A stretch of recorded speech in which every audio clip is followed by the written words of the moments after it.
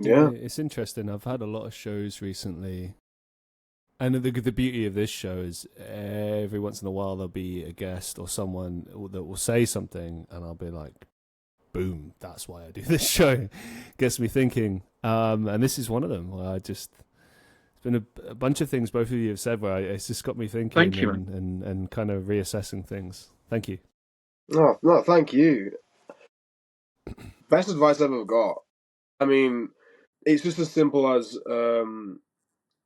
do not worry, be grateful. Which sounds super simplistic, but so from a scientific point of view, part of the brain that is excited and nervous is the same part, you know? So you literally cannot do the same, both at the same time. You can never be nervous and excited. So stop being nervous and start being excited. You know, do not worry, be grateful.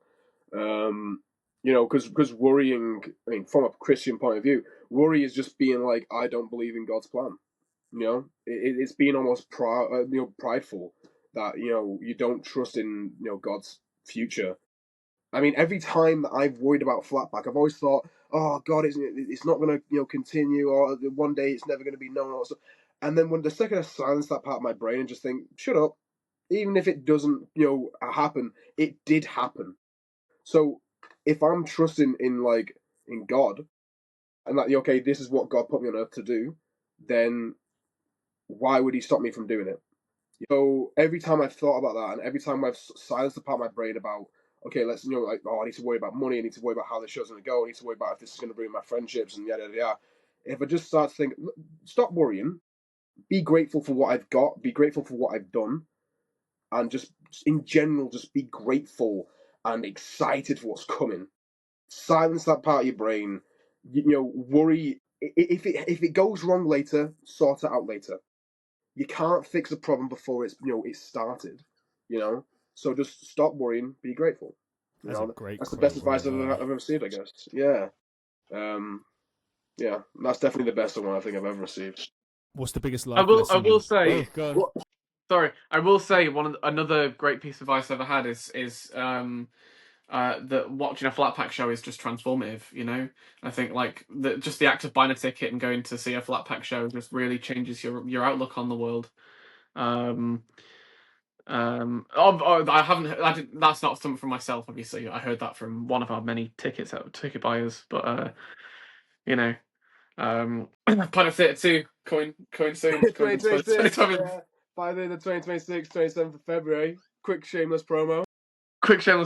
What's the biggest life lesson you've learned so far? I think I kind of spent up all my life lessons on what I just said previously about the whole worry and be grateful. I'll gladly pass this on to David. What's the greatest life lesson? I don't know. Genuinely, I haven't learned it yet. I haven't learned it yet.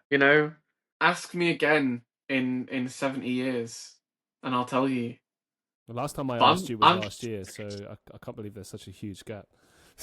Yeah, I almost wonder what I said. So do I. Because I probably had some half-baked answer, and I no. Love everyone as I love myself. But genuinely, at the moment I'm too busy living my life.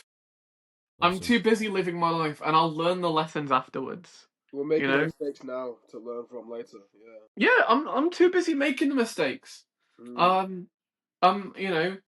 If anything, it's okay to make the mistakes.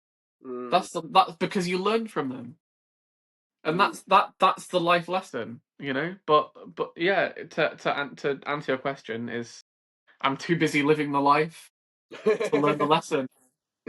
Yeah.